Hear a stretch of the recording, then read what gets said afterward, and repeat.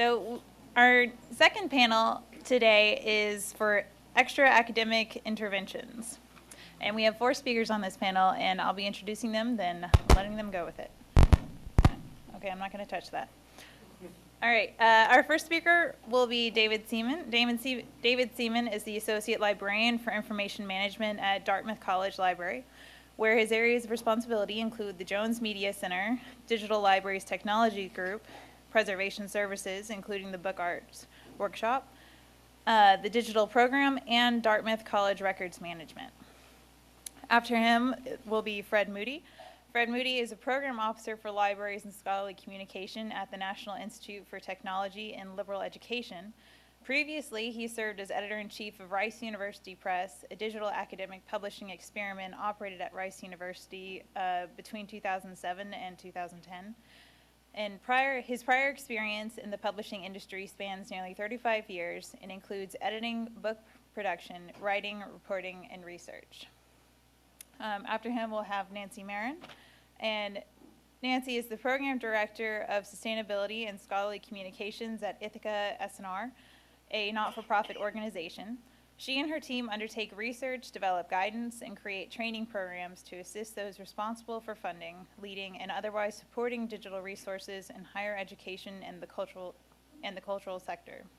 And finally, Catherine Skinner will wrap up the panel. She is the Executive Director of the Educopia Institute, a not-for-profit educational organization. She's the Founding Program Director for the Meta Archive Cooperative, and she also serves as the host of the Library Publishing Coalition project. So please welcome David Seaman. Thank you. Right. Good afternoon.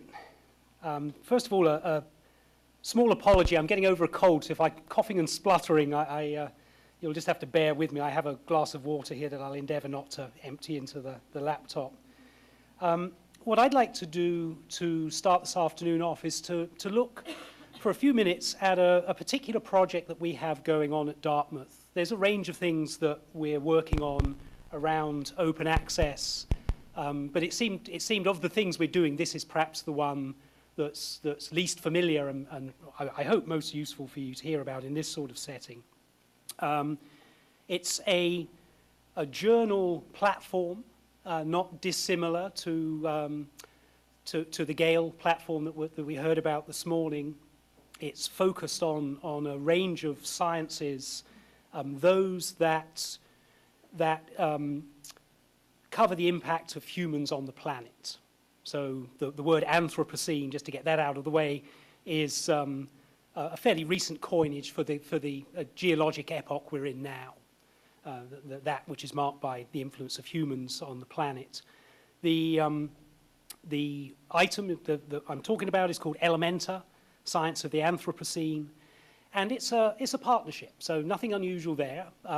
It's a slightly unusual kind, though. This is a partnership between a significant publisher, not of open access materials up to this point, with a series of research institutions, Michigan, Dartmouth, Washington, Georgia Institute of Technology, and University of Colorado Boulder, each of which is contributing one, or in one case two, editors-in-chief.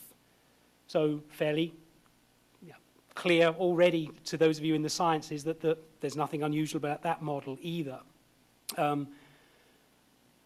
What is striking for those of us in the middle of this, and I'll give you some more details in a moment, is that this really is a partnership between these entities, the campus side and the publishers, not just at the level of providing the intellectual muscle, but we're also their technology provider. This is open access. It has multiple research domains. You could think of them as journals. We are not calling them that. It's going to publish both scholarship, research, and data sets. It's peer-reviewed. It's continuous publication, just as you heard from Jim Gilden this morning. And we hope it's as far up the scale away from predatory publishing as we can get. Everything is online, all our policies, all our prices. It's an author pays model, again, as is typical in the sciences. Okay, that didn't lay out quite as it did this morning, but there are 5 research domains: atmospheric science, earth and environmental, ecology, ocean science, engineering, and then a somewhat broader sustainability transitions one. Each of these has a leading scholar.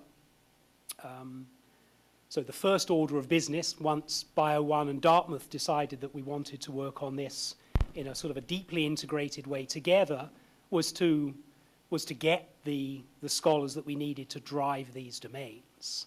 And that was a protracted conversation. These were not folks who were coming to us to say, you know, we'd love to take on the very considerable burden of being an editor-in-chief on a new cluster of journals that is open access. This was very much us reaching out to them. The upshot of a series of conversations and at least one in-person meeting at the end of the summer was that we have a set of individuals, senior in their fields, which is, of course, important for lots of reasons, including some very practical ones of attracting associate editors and peer reviewers, who are really excited about this. You know, their fields are different. They don't all know each other. But at the end of this set of conversations, as they committed, and we're all clear that this is a major commitment for them and for us, they really get it. They understand what this means for their field.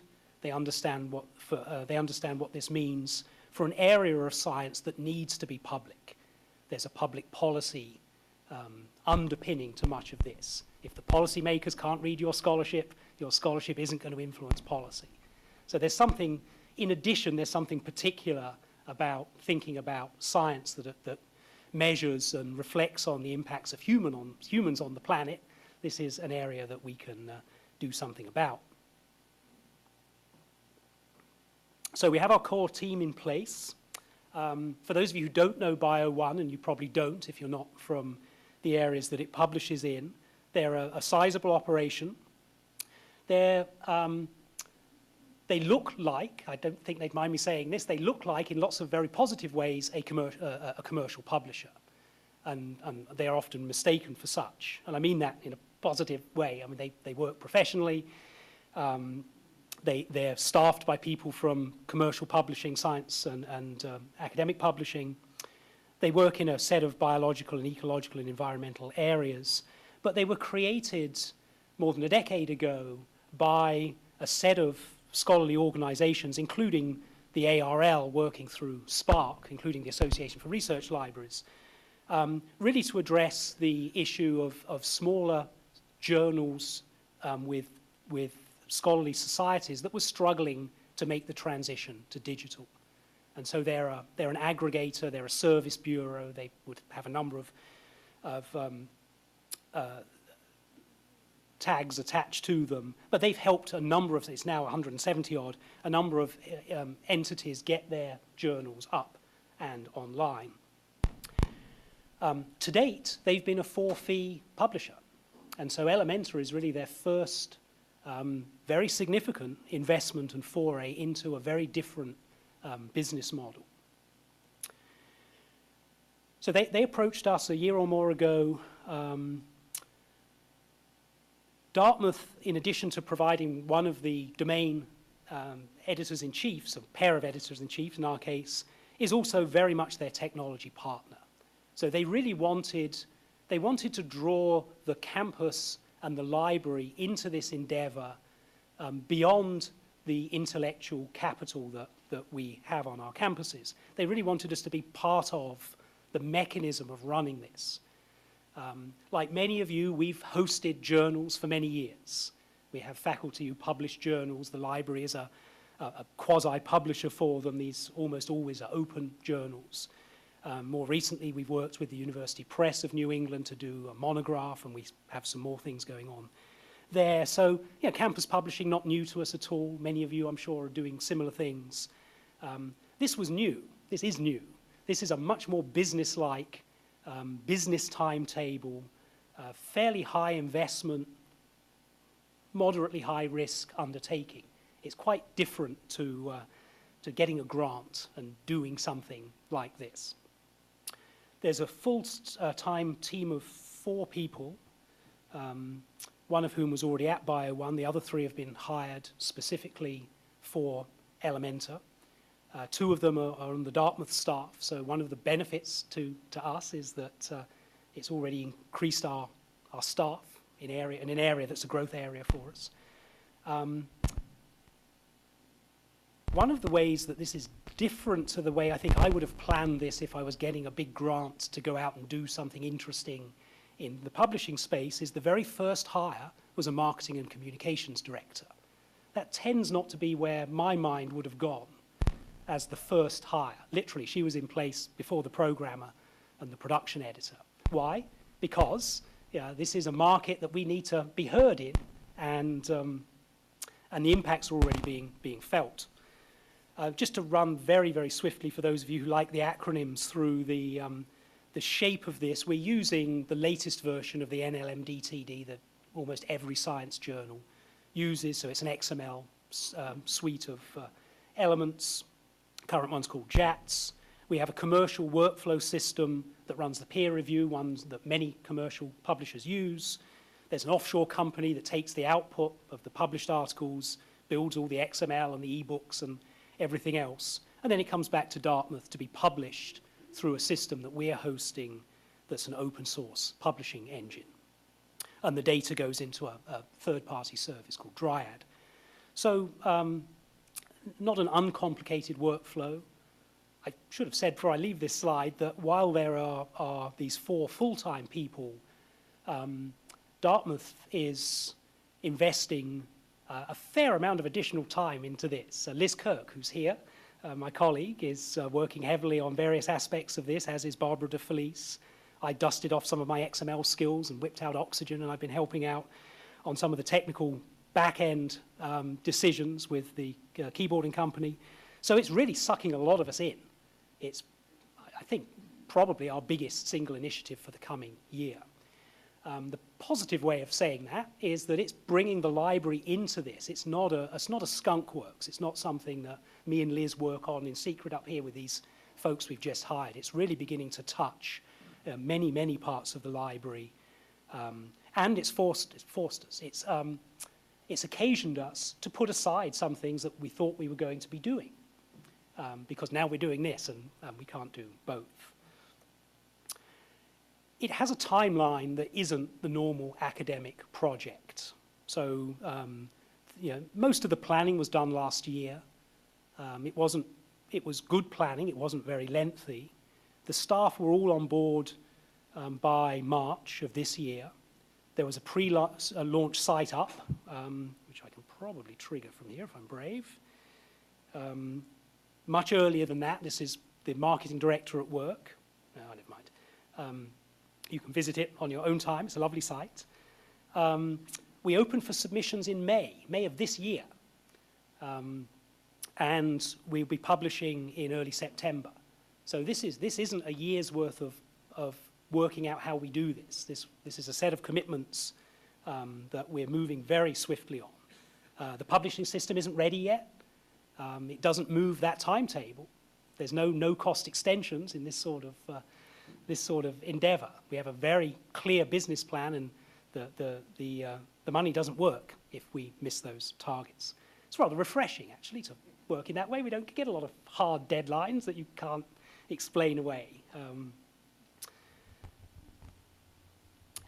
little bit more detail for those of you who like to know how things work. The commercial system we're using to manage all of the interactions with our authors and our editors and our peer reviewers and our production manager is something called Aries. It's well known probably to Jim and maybe nobody else in the room, but it's a tool that many commercial scholarly publishers use. It's not the only one there, but it's a well-known tool. The scholars know it because they often use it. They may not know its name, but they use it in many cases when they submit to traditional existing journals. So there's a sort of a comfort there on the scholars' end. Perhaps more interesting, and it's taken a lot of work to get set up. These things don't set themselves up. Probably more interesting is the decision to go with the software that the Public Library of Science uses to run its entire operation. If you know the Public Library of Science, you'll know that they publish an ungodly amount of science every year. I looked the number up and forgot it, but I think they're the largest single science publisher. This is software they created. It's based on a lot of things that if you're on the technical end of the scale, you'd recognize, the search engine Solar. So it's built out of a lot of open source components, but they built all of the connective tissue. With some investigation, but not the sort that I would do left to my own devices, we committed to this before we knew really what the this was. We did know that we weren't going to exhaust its capabilities. It runs this enormous enterprise. We knew the component elements and had faith in them. But we are the first folks outside of the Public Library of Science ever to install this on a server that they don't run. And their business isn't open source documentation. You can fill in the blanks, perhaps, for those of you who can see where this is going. So we knew there was some pain coming our way. We didn't know where it would be. We just knew it was out there as soon as we got our hands dirty with it, and sure enough, there was plenty of it. It simply didn't work. And this is March, and my boss is saying, but we launch it. PLOS has been terrific. They've worked with us. It was all plumbing problems that they sorted out. We actually sent a programmer out to work with them on their site. This is being actively developed. And now it's running like a champ. So amongst other things, it puts in the play, for those of us in the digital library space, another tool. If you're thinking about publishing, there's a few other tools out there. Many of us use the same ones. This one is of interest, I think, for lots of reasons.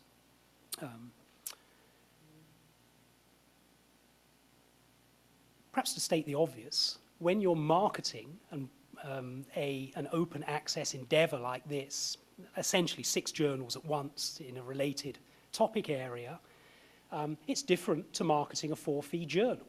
You're not asking librarians to buy it. It's free. You are asking people to publish in it. So there's been a huge amount of activity, again, quite unusual in digital library projects around marketing this to authors, marketing it to societies, and doing things that we don't normally talk about, like brand awareness. And I've been fascinated to watch Claire, the marketing director, sort of go about doing this. It would, again, a publisher or a commercial entity probably hopefully would say it's well done, but it wouldn't be a surprise to them. It's not what we typically do. We've had our hands full on the technical side, just getting all the bits plugged together. And there's still some, in full disclosure, there are still some gaps in the system. As the articles begin to come in, there is still some work to do interfacing with the company that's going to take the stuff and build all of the submission packages. We've got a little bit of time, measured in weeks, to get that done. Ambra's up and running, but it's got a rough edge here and there still. So this is a very different sort of landscape for us, and rather an appealing one. We are seeing interest. So this is built on a set of assumptions about the value of this, both to the Academy and to BioOne. The signs are good so far. We're seeing a lot of attention on the pre-release site, which is very elegant. Seeing activity on Facebook and Twitter, getting a lot of blog activity, starting to measure the activity on that site. I know for a fact, having been part of many projects over the years, that 3 or 4 months into, this is a 4-year commitment, I should have said, 3 or 4 months into a 4-year commitment, there's never been a project where I could give you any numbers about how many people were coming to our site and blogging about us. It's just not the cycle we work on. Because of the level of investment by all parties, it really is much more in the public eye. We're talking about it, I suspect, a lot more at Dartmouth than we would at this stage in any other sort of project. Our provost knows we're doing it, for example. and is very supportive, has been very supportive.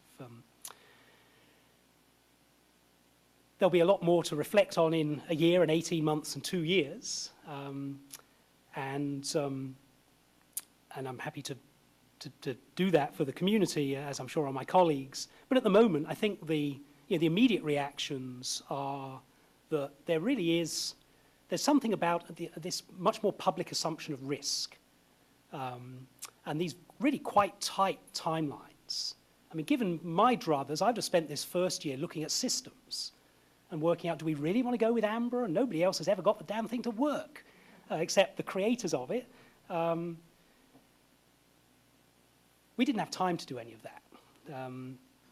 There's a much greater sense of, I don't have a good way of saying this, but it's quite evident with the various players involved that my relationship with the faculty as a librarian is distinctly different from the publisher's relationship with them as authors.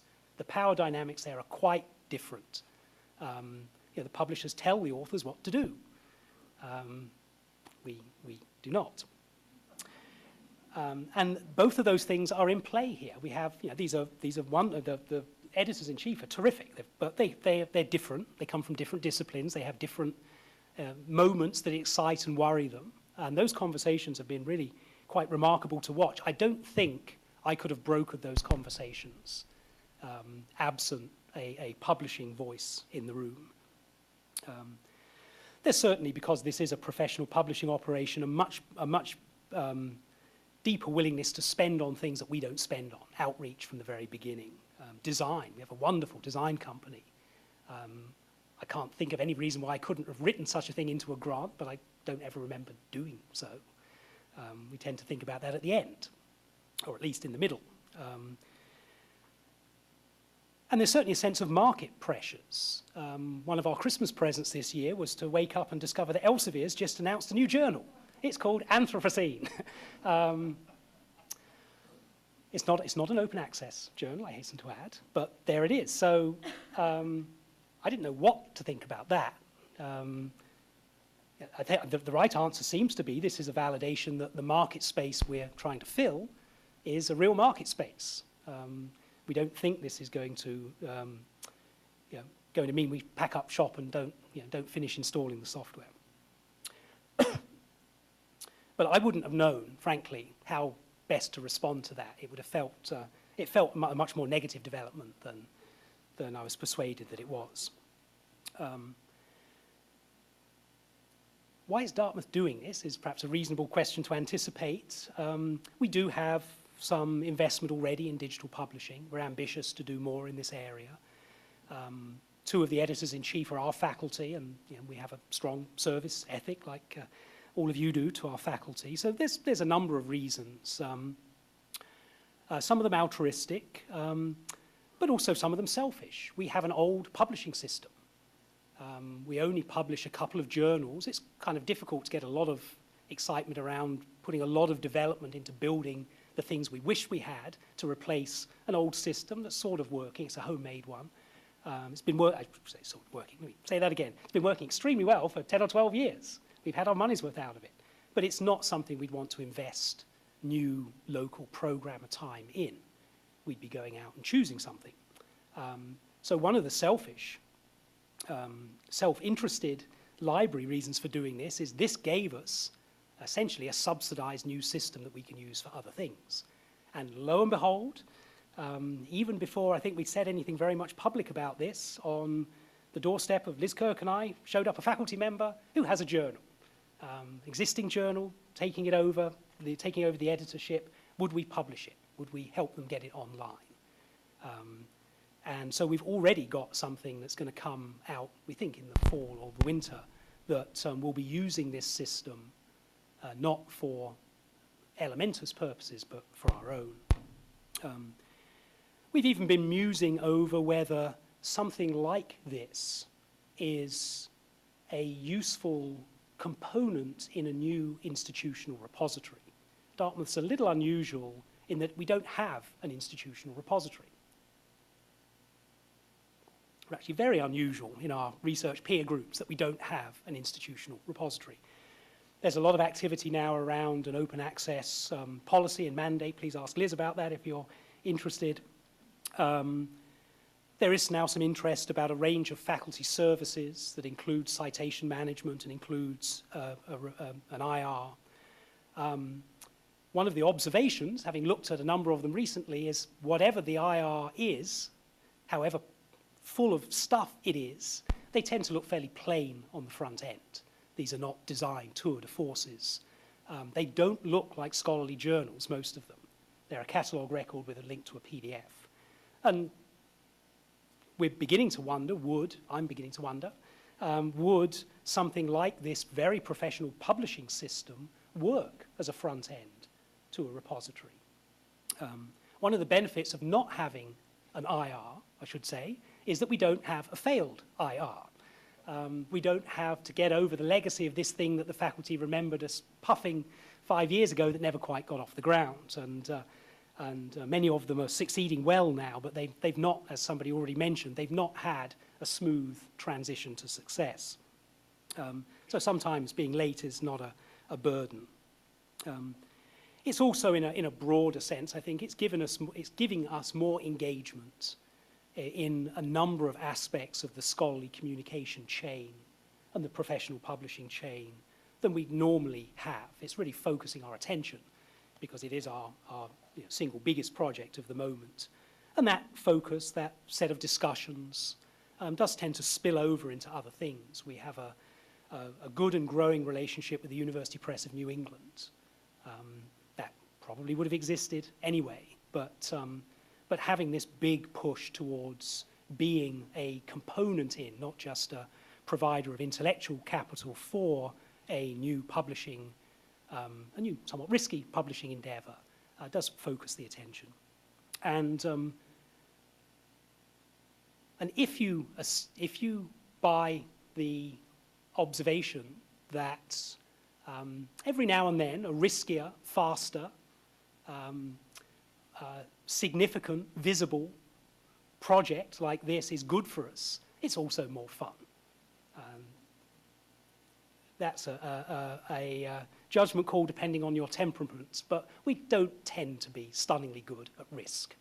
And it's nice to have something like this that comes along that has an assumed risk and an assumed payoff. And if you can derive fun from that, as I do, then this is one of the more entertaining things we're doing this year as well. Thank you.